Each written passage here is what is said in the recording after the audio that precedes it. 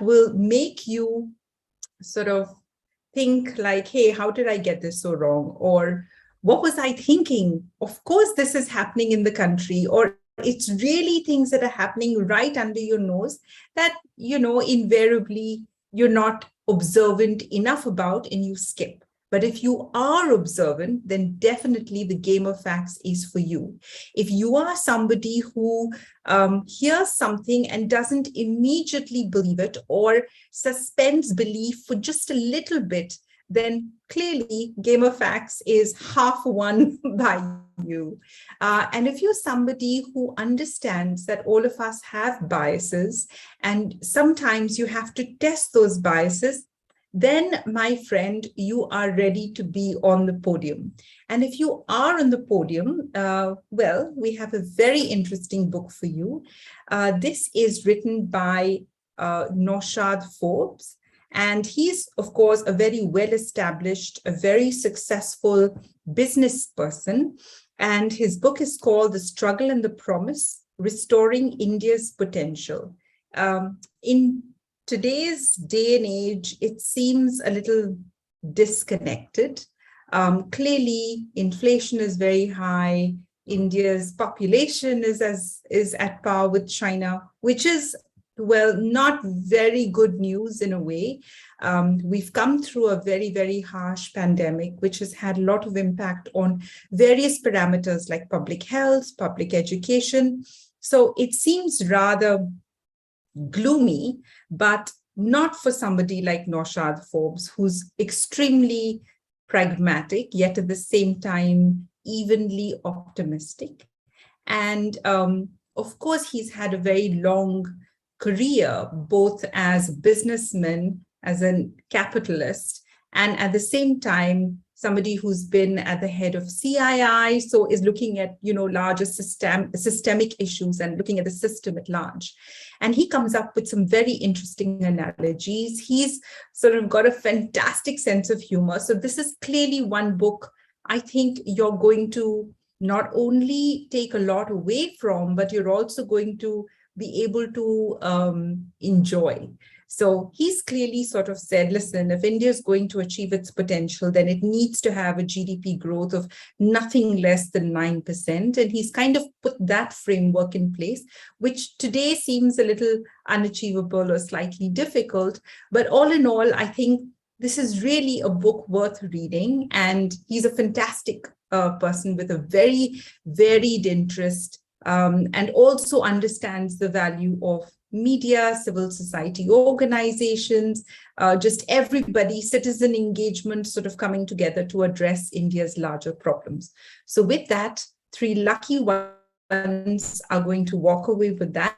Please remember, immediately after we barely finish the English quiz, and we get on to the Hindi quiz. And I'm laughing about this because last week I was so excited for the Hindi quiz because there's so many interesting questions. I practically forgot to announce the podium. And then Meenal had to remind me, which also sort of brings me to the point of, the importance of teamwork and having somebody who's got your back. And she clearly has mine. So she's prompting me, saying, hey, listen, you haven't announced a podium and you want to sort of get into the Hindi quiz. What's wrong with you?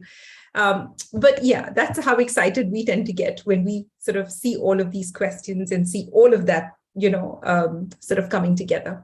So with this, as usual, you have the game pin, which is in the chat box, and then you will log into www.kahoot.it, put the game pin in, put your name in, whatever it asks you, do it. We're not going to ask you for too much information and, all of that. And Gaurav, the book that I was just talking about is written by Naushad Forbes, and it's called The Struggle and the Promise, Restoring India's Potential. So that's which book we have. Rohit, I hope you've got the game pin, and I'm very, very quickly going to share the screen. The questions that you see are sort of going to take you on a very sort of wide trajectory. We have some on medical practices, some on climate change, some on natural farming, but I promise you, there is a method to this madness, and we'll stitch it all in sequence together as we go along.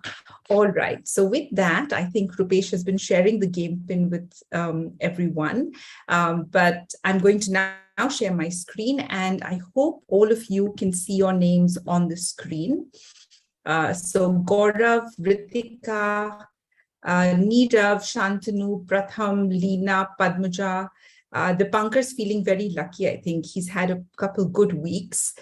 Nishant, Naisi, Ayushi, Arul, Swati, Ayush, Anna, Adarsh, Anuj, Vishnu. All of you, please make sure you stay back for the Hindi quiz, because I always feel like the best questions are there. I'm sort of struggling to keep up. And then after my quiz is over and I'm seeing those questions, I'm always like, I wish I had thought of that. She somehow manages to come up with a really nice theme and a sequence of questions and all of that. So Aditya, Bharat, Kartikeya, all of you all are in good time. I am now, hi Udit, I am now going to start the quiz. This week we have poll questions. So none of them are multi-select, but again, no points for this. And immediately after the poll questions, we'll get into the actual quiz. All right. So welcome, Paras. And with this, we're into 24 weeks of quizzing this year, which is not too bad, right? So the first poll question coming up. According to you, and be very, very honest, it's an open space. Do you think climate change is like highly exaggerated, or it's all just very depressing and very confusing? Or you think, no, actually, it's not even been spoken about enough? Or you think nothing much has changed? You know, winters are colder, summers are hotter, but it's all okay. So yeah, this is good to hear. Yes, it is underrated. And I think somewhere I also believe there is a lot of confusion, because sometimes weather systems and climate change gets, interchanged, and, we confuse these things a lot. So somewhere I think this whole space requires a little bit of unpacking, and people need to understand what is actually a weather system change and what is caused because of climate change.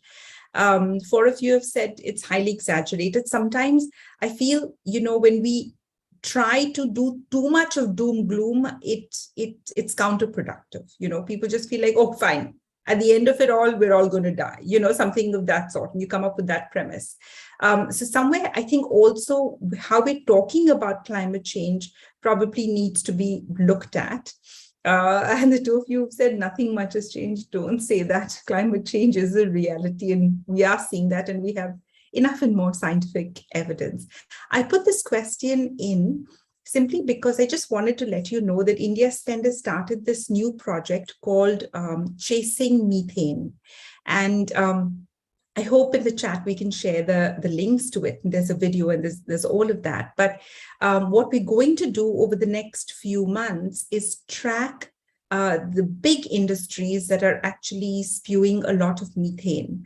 And of course, the blame always comes down to agriculture and farmers, etc., use of fertilizers, too much of cattle and all of that.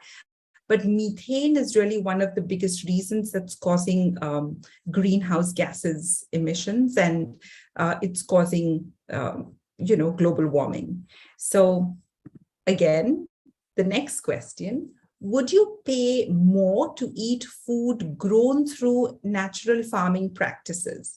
Maybe if I'm convinced that it is genuinely organic. No, absolutely not. Yes, of course. Or natural or organic, all of these are just marketing gimmicks. What's your opinion? Again, no right or wrong answers. So 18 of you have said yes, 16 of you have said maybe if you're convinced that it is genuinely organic. I think, yeah, we need sort of better standards, right? When it comes to sort of the grading of food and, how we look at this. 3 of you said absolutely not. And I think no one here at least believes that it's all just marketing gimmicks. And I was in particular, and I put this question in because this is a question that I've always sort of, I didn't know much about, but actually natural farming and organic farming are two different aspects. The output or the outcome of both natural and organic farming is that you get better food and it's more sustainable. So in that, they are united. But in terms of just the systems or that they follow, the practices and processes that natural farming and organic farming follows are very different. And I was sort of very surprised to even learn that. So every day on the job, I'm still learning something new. And again, on that one, the team at India Spend, so my colleague Sri Hari, he's done this very wonderful article and explainer to just very quickly to tell you what's the difference between organic and natural farming. And it was a bit of an eye-opener for me as well. So a word cloud coming up, and we always love word clouds, at least here. One simple solution or practice you follow towards a sustainable life. And it could simply be something like you don't use too much of plastic in the house, or you take a cloth bag when you go shopping, or you go normally to farmers markets, or just to, the sabzi mandi, as opposed to going to sort of a very fancy, supermarket to buy packaged foods. Or what is that one thing, or do you just wear cotton, or what is that one thing that you do towards a more sustainable life?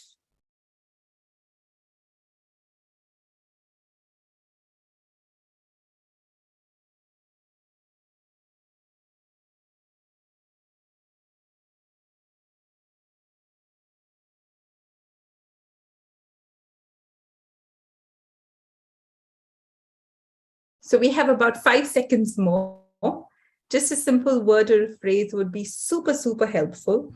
So we can get some ideas as well. Okay. So I think it is minimalism that struck out. Afforestation, reuse, don't bathe, no, don't do that. Connect with nature. I think cloth pads are very, very helpful. Not to use the AC in times of climate change and, sort of all the heat waves, it does become challenging, but I hear you. And I think it's also about how your body adapts to the change in temperature. Saving fossil fuels, yes. Conservation, saying no to plastic, clearly. And buying local, I think, yes. Buying avocados that come a lot of kilometers and miles and whatever is a bit, I think, unreasonable. Planting, I think, yes. All in all, very, very interesting. Okay. Some are, I accept with, I accept the sarcasm that comes with it.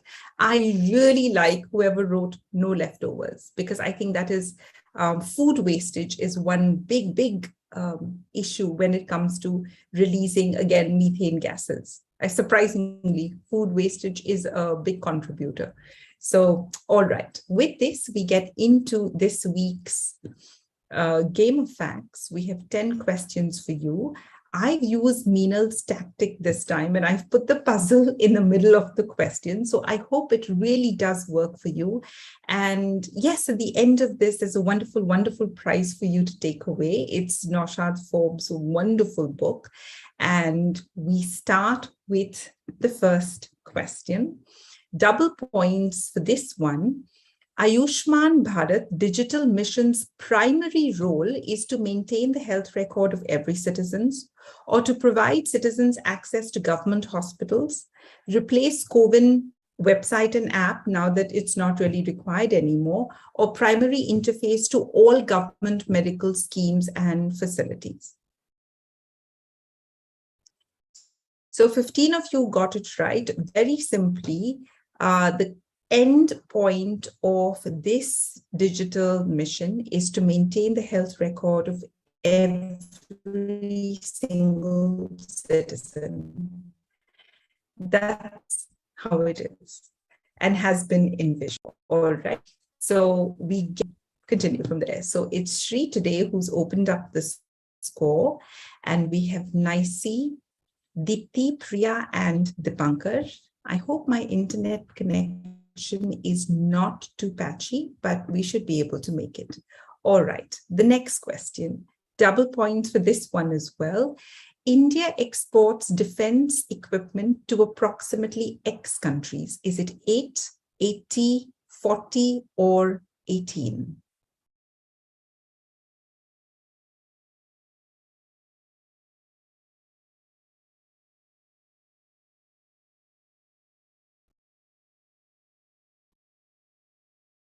So 7 of you got it right, and you went for the highest number. There has been sort of this thrust on Make in India as far as the defense program is concerned.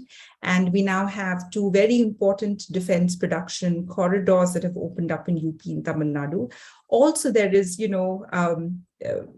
was largely state-owned, and then this whole sector was privatized, and you saw FDI come in as well. And in fact, today, and this is a question that was put in the parliament, so the answer is absolutely fresh out of the oven. India, in fact, exports defense systems to 80 countries. However, the government will not and cannot disclose which 80 countries these are. All right. We'll take a look at this scoreboard. It's Adya, Vanshika, Swati, Aditya, and Shri, and we'll get into the next question. A true or false, and double points for this one. Specialist doctors serving in rural and remote areas receive a hardship allowance. Is the statement true or false?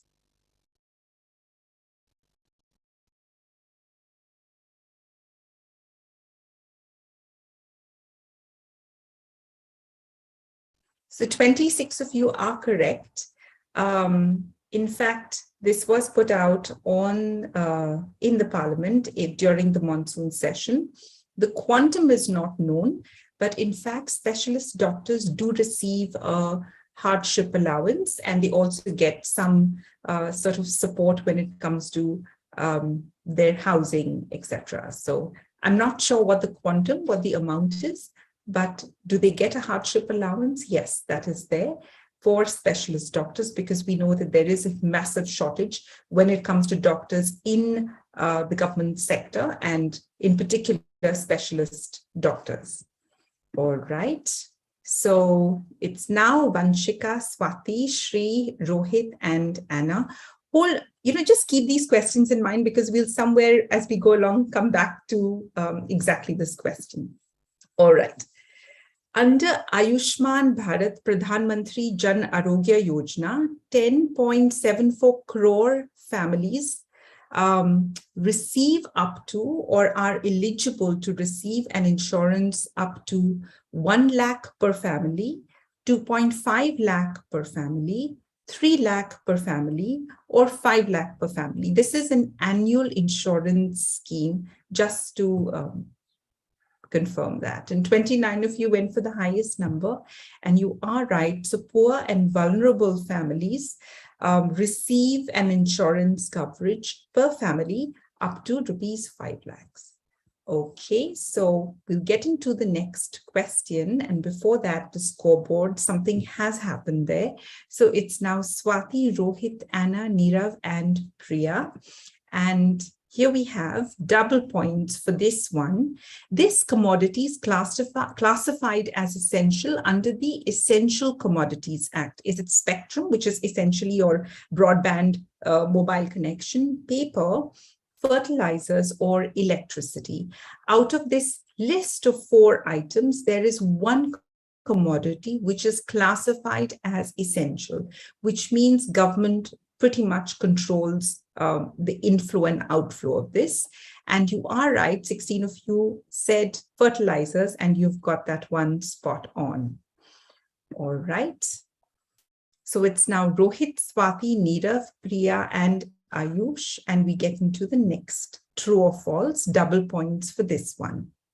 As per India's constitutional framework, doctors cannot accept gifts or grants from pharmaceutical companies. Is this statement true or false?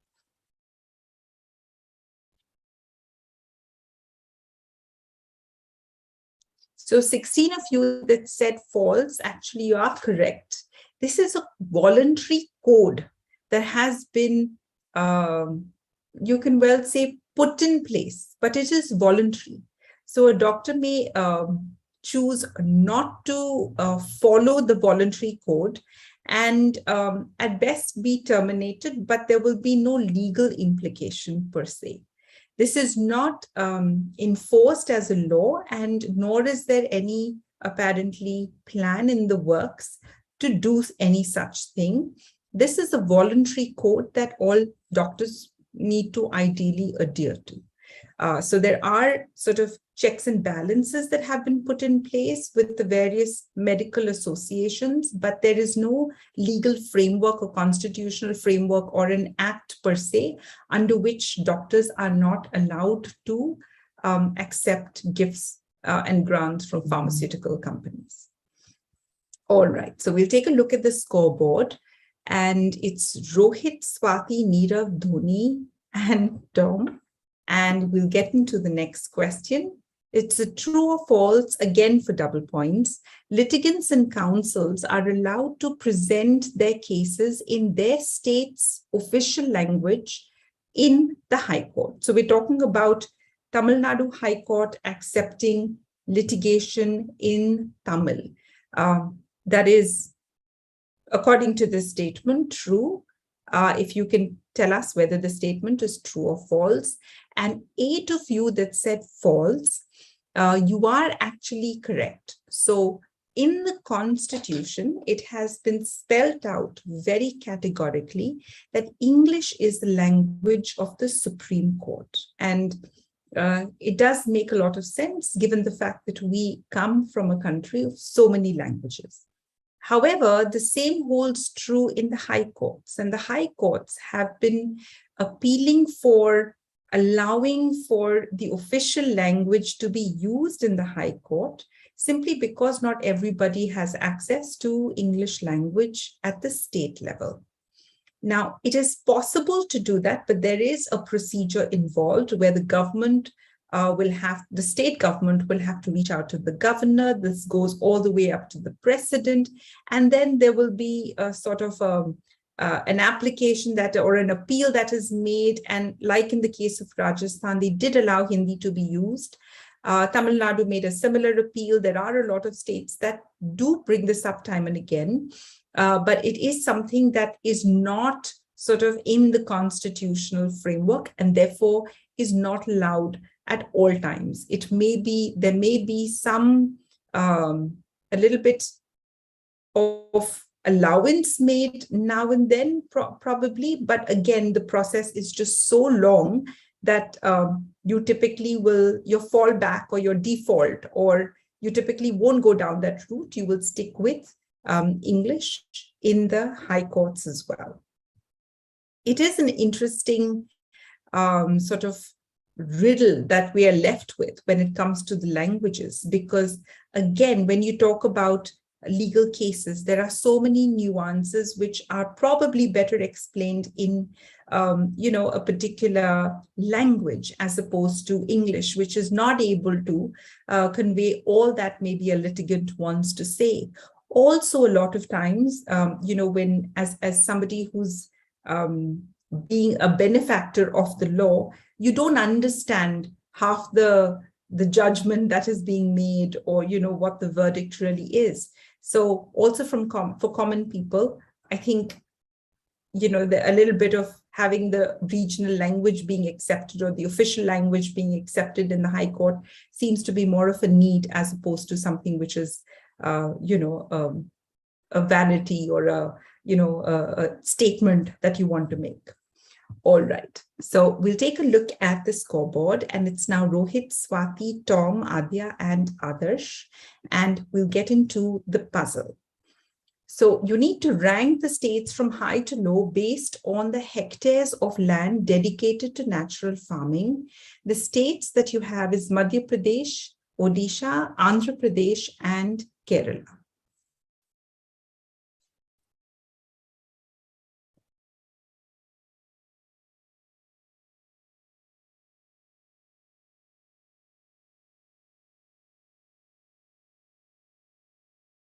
this particular question was a bit of an eye-opener for me because it challenged all the biases that I had as well when it comes to natural or organic farming.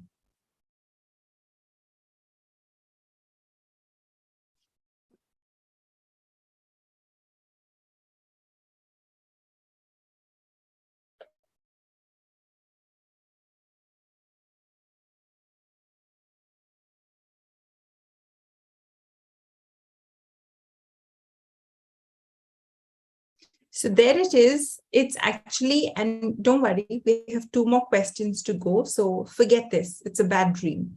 It's Andhra Pradesh, which is 100,000 hectares. Madhya Pradesh, which is very close at 99,000 hectares.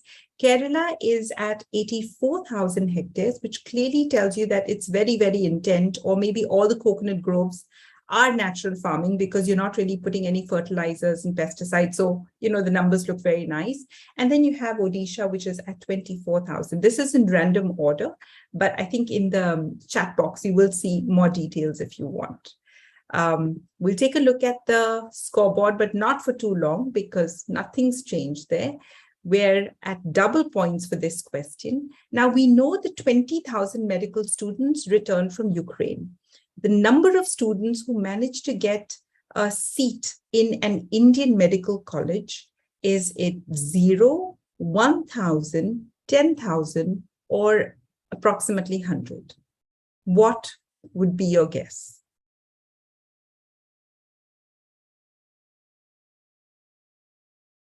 So 15 of you that said 0, you are correct. I wonder if you've seen any reference in the press recently, but I think we should all remember that the 20,000 odd medical students that have come back to the country are pretty much just there as is. They have not got admission into a medical college, and literally their careers have been stalled midway. I think this is a very harsh lesson, right, to learn that somebody else's problem can very, very quickly become your problem. All right, so here we have it, the scoreboard. It's now Tom, Adya, Adarsh, Rohit, and Swati. Nothing's lost because we still have the last question and lots can happen here. Double points for this one. This state has the highest number of passport seva kendras. Is it Gujarat, Maharashtra, Kerala, or Karnataka?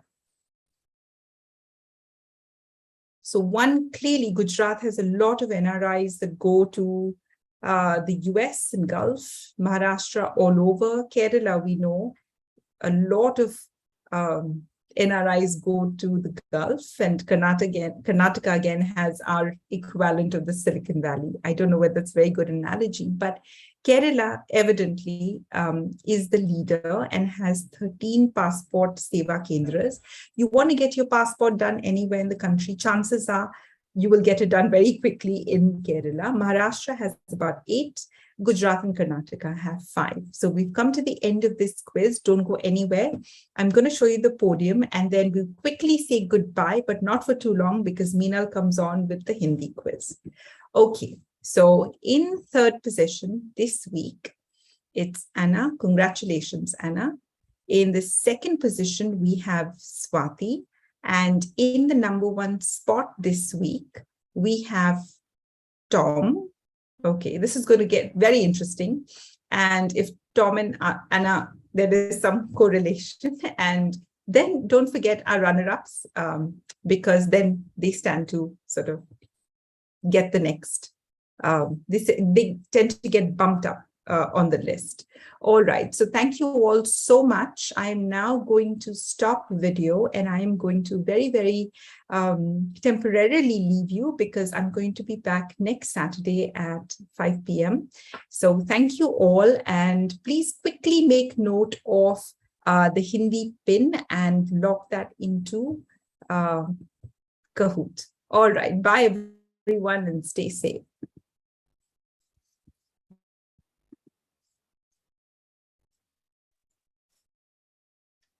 Good evening, namaste, and welcome to Game of Facts Hindi. अभी आपने Game of Facts English में खेला है. अब हम यही quiz different questions के साथ 10 और questions के साथ इसे हम हिंदी में खेलेंगे और ये टफ नहीं होगा क्योंकि मैं आपके लिए जो क्वेश्चंस हैं वो जल्द से जल्द ट्रांसलेट करूंगी इंग्लिश में। और जो गेम पिन है जैसा कि आप चैट बॉक्स में देख सकते हैं, इट्स 94988867।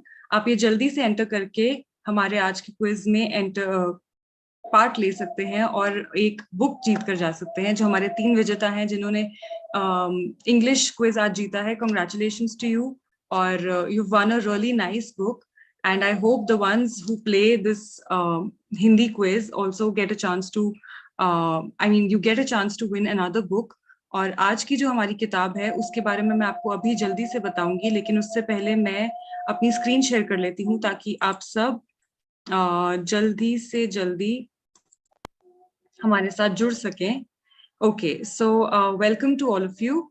और कुछ ही देर में हम क्विज स्टार्ट करेंगे। जो आज की हमारी किताब है, the book that you going to win in the Hindi quiz after the Hindi quiz gets over, इसका नाम है निर्मला और ये भी मुंशी प्रेमचंद जी की एक किताब है। पिछले कुछ हफ्तों से हम प्रेमचंद जी की काफी किताबें दे रहे हैं और ये एक उसी सीरीज में से एक और है। ये एक फिक्शन स्टोरी है, फिक्शन नॉवल है, काफी मेलोड्रामेटिक है। और जो इस कहानी की लीड है उनका नाम है निर्मला। ये एक बहुत ही यंग गर्ल है जो जिन्हें शादी करने के लिए फोर्स कर दिया जाता है एक विडोअर से जो उनके फादर की एज के हैं। तो ये निर्मला उनसे शादी करती है और कैसे कैसे आगे स्टोरी अनफोल्ड होती है, that is what you gonna read in this book and 3 of you will win it. I hope that you enjoy the quiz and all the very best. तो चलिए शुरुआत करते हैं आज के क्विज के साथ। कोई पोल क्वेश्चंस नहीं है क्योंकि अभी अभी आपने पूरा क्विज खेला है, so I am sure that you are pumped up and just ready to play along. Okay, very well in time everybody. तो स्टार्ट करते हैं हमारे आज के क्विज के साथ। एक और छोटी सी चीज जो मैं बताना चाहूंगी, आज के जो हमारे क्वेश्चंस हैं वो इस हफ्ते 2 इम्पोर्टेंट डेज जो आए थे, that is world hepatitis day and international tigers day. World hepatitis day 28 जुलाई को था और जो इंटरनेशनल टाइगर्स डे है वो 29 जुलाई को होता है। तो इसी के ऊपर आज का जो हमारा क्विज है वो थीम्ड है। और हम स्टार्ट करते हैं आज के क्वेश्चंस के साथ।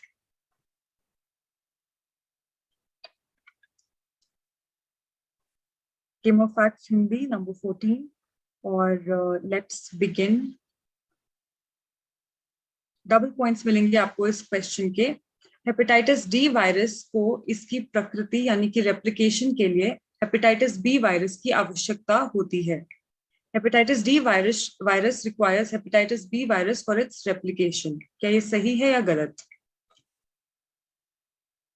जो हेपेटाइटिस इन्फेक्शन है that is okay, very quickly 31 of you got this correct, ये सही है। तो मैं आपको बता रही थी कि जो हेपेटाइटिस इन्फेक्शन है that is a liver infection और ये जो वायरस है ये 5 किस्म के वायरस होते हैं, A, B, C, D और E। और इसी के बारे में हम आगे के क्वेश्चंस भी देखेंगे। चलते हैं हमारे स्कॉरबोर्ड की तरफ और फर्स्ट क्वेश्चन के बाद डबल पॉइंट्स के साथ we have Aditya, Pariksha, Swati, Pushpa and Bharat on the scoreboard. चलते हैं हमारे अगले क्वेश्चन की तरफ। ओके, आई थिंक ये थोड़ा सा स्लाइड्स में there is a little misplace हो गई है, ये फर्स्ट स्लाइड होनी चाहिए थी, but I am really sorry for this. Let's go on to our second question quickly. Double points for this one as well. इनमें से किसके लिए वैक्सीन नहीं है? Which of these does not have a vaccine? Hepatitis A, D, C या B? आपके हिसाब से ऐसी इनमें से कौन सा जो हेपेटाइटिस का वेरिएंट है उसके लिए वैक्सीन नहीं है? Is it A, C, D और बी?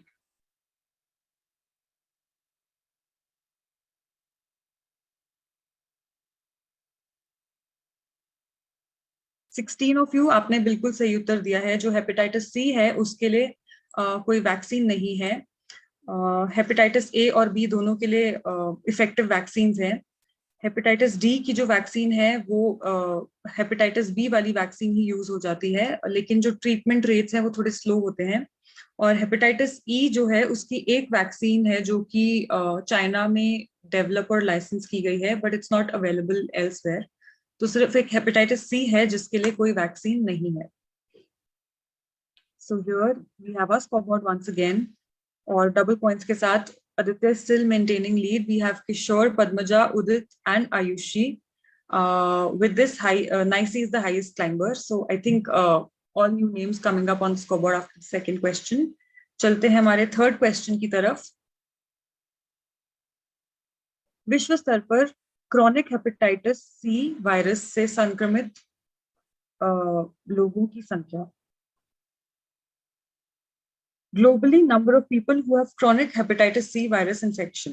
Chronic यानी कि जो लॉन्ग टर्म वायरस है उसकी संख्या आपको बतानी है। Is it 158 million, 18 million, 58 million या 8 million?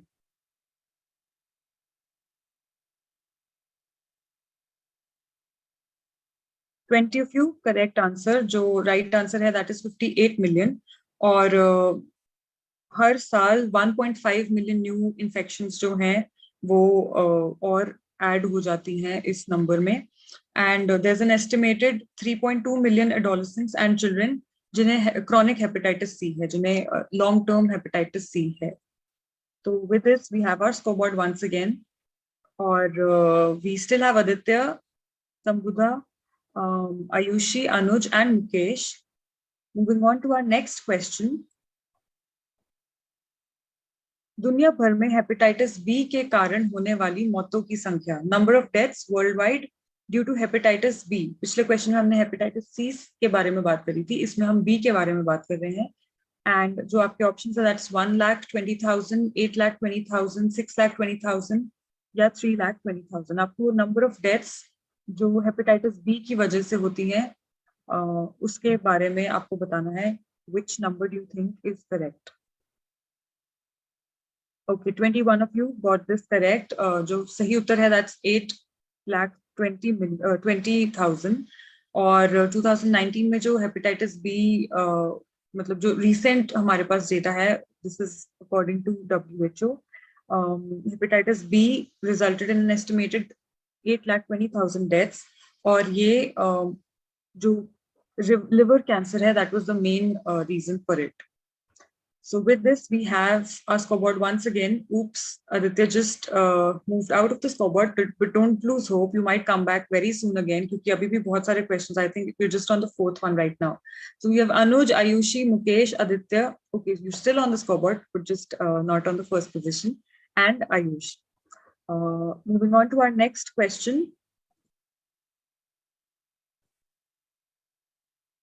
Double points मिलेंगे आपको इसके। भारत में हेपेटाइटिस बी का आजीवन उपचार यानी कि लाइफ लॉन्ग ट्रीटमेंट निशुल्क उपलब्ध है। Life long treatment of hepatitis B is available free of cost in India. क्या ये सही है या गलत? हमारे देश में, इंडिया में हेपेटाइटिस बी का लाइफ लॉन्ग ट्रीटमेंट फ्री में अवेलेबल है। 29 ऑफ यू, ये बिल्कुल सही है and you got this correct. जो national viral hepatitis control programme है NVHCP, ये 2018 में लॉन्च किया गया था in accordance with the sustainable development goals. और इसके अंडर ये जो स्कीम है, ये जो प्रोग्राम है national viral hepatitis control programme, इसके अंडर जो लाइफ लॉन्ग ट्रीटमेंट है for hepatitis B, it is free of cost available to the citizens of our country. So with this scoreboard once again, Mukesh has the highest streak of 5, और हमारे scoreboard पे सबसे ऊपर है अनुज, उनके बाद आयुष, मुकेश, आदर्श and संबुधा। Moving on to our next question, I think हमारे जो हेपेटाइटिस के ऊपर के based questions are, they are over. Now we'll begin with our tiger questions. Double points for this one. Bharat में बाघ अभ्यारण्यों यानी कि टाइगर रिजर्व्स की संख्या, number of tiger reserves in our country, is it 71, 41, 91 या 51? टाइगर पॉपुलेशन एक बहुत ही important topic है, और उसी के ऊपर जो आजकल जो अभी प्रेजेंटली टाइगर पॉपुलेशन है with respect to the recent data, उसके बारे में हम बात करेंगे। So 16 of you got this correct. जो 51 is the right answer, and there are 51 tiger reserves in our country spread over 18 tiger ranges, tiger range states. जो भी हमारे देश में 18 tiger range states हैं, there are about 51 tiger reserves in those states. और इस question के बाद we move on to our scoreboard once again. काफी slight shift है. We have Swati who's just entered the scoreboard. So and Paras is the highest climber with this question. तो हम चलते हैं हमारे अगले क्वेश्चन की तरफ. इस राज्य में सबसे अधिक बाघों की मौत हुई. This state reported the maximum number of tiger deaths. आपके ऑप्शंस हैं महाराष्ट्र, मध्य प्रदेश, कर्नाटका और Uttar Pradesh. This state reported the maximum number of tiger deaths. Madhya Pradesh सही उत्तर है. This is with respect to 2021 data. और मध्य प्रदेश में about 42 tiger deaths were reported. Maharashtra में 27, कर्नाटका में 15 और उत्तर प्रदेश में 9 tiger deaths जो है वो रिपोर्ट की गई हैं. थोड़ा सा इस क्वेश्चन को ध्यान दीजिएगा. हम एक को-रिलेटेड क्वेश्चन के बारे में बात करेंगे थोड़ी देर के बाद. तो चलते हैं हमारे अगले क्वेश्चन की तरफ. पर उससे पहले we have the scoreboard with just the same names on our scoreboard. लेकिन Dipankar is the highest climber with this one. So moving on to our next question. Double points इसके, तो बी क्विक. भारत में बाघों की आबादी, ये काफी easy वाला है I think. If you tell tiger population in our country, is it 3226, 2967, 1967 और 2226?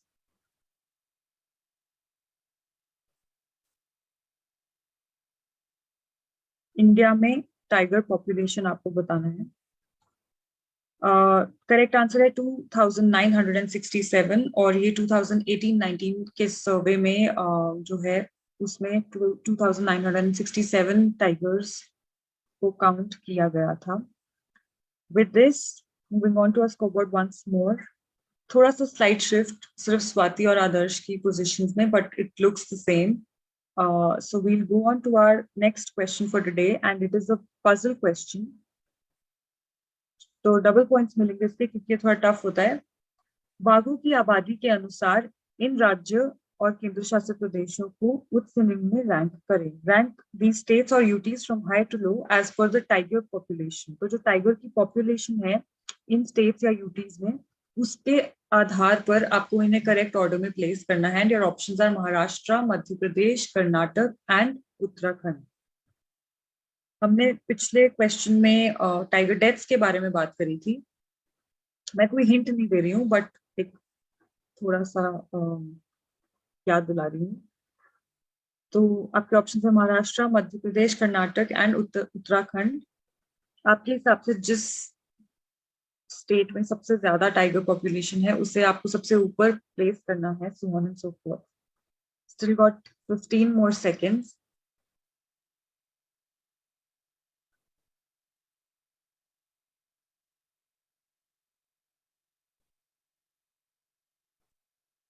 Okay, not bad at all. 8 of you got this correct. बहुत अच्छा लग रहा है मुझे ये देख के. और करेक्ट ऑर्डर जैसा कि आप देख सकते हैं, it's Madhya Pradesh, Karnataka, Uttarakhand and then Maharashtra. Madhya Pradesh में सबसे ज्यादा डेथ्स भी रिपोर्ट की गई थी. So you got that clue from there कि सबसे ज्यादा जो पॉपुलेशन है वो मध्य प्रदेश में हो सकती है, about 526. Then we have Karnataka at 524. उसके बाद Uttarakhand at 442, then Maharashtra at 312. So with this, let us see who got this correct with double points. Oh wow, that's amazing. So we have Anuj, Sambudha, Ayush, Swati and Adarsh. तो चलते हमारे last question की तरफ. And this is a true और false, so be very quick. Double points मिलेंगे आपको इसके. भारत में बाघ 6% प्रति वर्ष की दर से बढ़ रहे हैं. Tigers are increasing at a rate of 6% per annum in India. क्या ये सही है या गलत? एक क्वेश्चन से सब बदल सकता है, सो बी वेरी केयरफुल.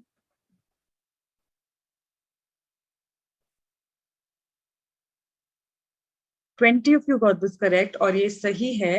हमारे देश में जो टाइगर सर्वेज हुए हैं फ्रॉम 2006 to 18, इट डिपिक्ट्स की एक जो एवरेज रेट है जिससे जो टाइगर पॉपुलेशन इंक्रीज हो रही है, इट्स अबाउट 6% पर एनम. हर वर्ष, हर ईयर, एवरी ईयर 6% से जो टाइगर पॉपुलेशन है, it's increasing in the country. तो let's just see who got this correct and who's won our today's quiz. देखते हैं हमारे पोडियम को, and 3 of you will get to walk out with Nirmala, written by Munshi Premchand. So third position पे है संबुदा और second position पे है स्वाति. आज की क्विज के फर्स्ट पोजीशन पे हैं अनुज, and our runners up are Adarsh and Ayush. Congratulations to all of you. 3 of you get to claim your prize as soon as possible. जो chat box में आपको link दिया गया है उससे आप ये claim कर सकते हैं, and we'll dispatch your books really soon. आशा करती हूँ कि आपको आज का quiz अच्छा लगा होगा. You learned something and you enjoyed it. We'll see you next week once again, because every Saturday, no matter what, we have to be there just to get these 10 facts, 10 plus 10, 20 facts to you. And thank you so much for joining us. Have a great weekend ahead. Thank you.